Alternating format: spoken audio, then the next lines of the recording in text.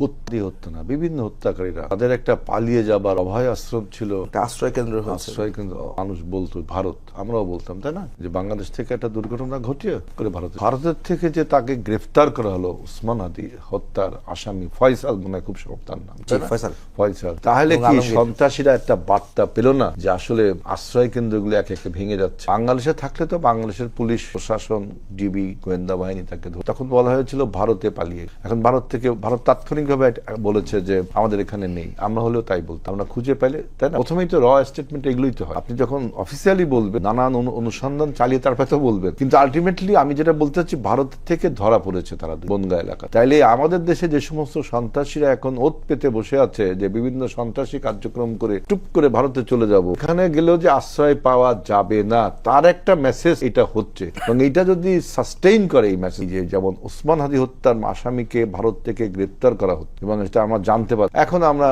ওই যে এক্সট্রাডিশন ল, যে বন্দি বিনিময় চুক্তি যেটা বললো অ্যাডভোকেট আতিক, এক্সট্রাডিশন ল, হিসাব বিনিময় তাকে নিয়ে আসবে, তাই না? এটা ঠিক আছে, এগুলো আইন কানুন যাই হোক আমরা নিয়ে আসবো, কিন্তু মেসেজটা কত সুন্দর হলো আমি তাই বলছি। সন্ত্রাসীরা পালাবার স্থান এখন আরো বিভিন্ন, মানে পালাবার স্থান তাদের যদি এভাবে গুড়িয়ে যায়, ধ্বংস হয়ে যায়, তাহলে কি সন্ত্রাসীদের উপর একটা সেখানে সদিচ্ছা লাগবে আসলে, কারণ ভারতে তো আপনার জুলাই অভ্যুত্থানের অনেক সেটাই আসামি বলছি, কিন্তু সেটাই ওখানে বলছি। আছে। আপনার শোনেন, আপনার কূটনীতিক রিলেশন এবং ওয়ার্কিং রিলেশন, একটা দেশের সাথে আপনার ওয়ার্কিং রিলেশন সবসময় থাকবে, আবার কূটনীতিক রিলেশনও থাকবে। কিন্তু এই মেসেজটা তো খুব গুরুত্বপূর্ণ যে শেষ পর্যন্ত ভারতে তাদের পাওয়া গেছে, তার মানে ভারত সরকার তাকে ধরেছে।